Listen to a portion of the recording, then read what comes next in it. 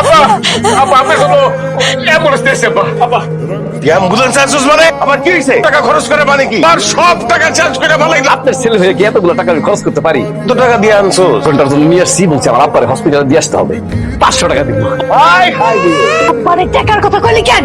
দেখি না আবার অজ্ঞান হয়ে গেল। আব্বা 200 টাকা দিলে হইব।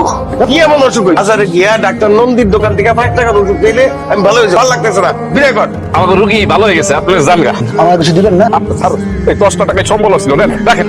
10 টাকা তোমার সে ভিক্ষাও দেয়, বাপ যেমন করতো কাছে বসে করতো। ছেলে দোয়া করবো, জানগা এই যে ও বাড়িতে কি টয়লেট নাই? থাকবো লাগে আছে। এই যে জঙ্গলের আশেপাশে যে পায়খানা করস, এইটার দুর্গন্ধ তো পুরো এলাকাটা নষ্ট হয়ে যাইতেছে। প্লেটের টাঙ্কি যে বারবার পরিষ্কার করন লাগে, এটা টাকা দিব কি? তুমি দিবা? আরে কিপটা বাপু, এত কিপটা, হ্যাঁ? আজকের থেকে তোরা দুজনে পাহারা দিবি।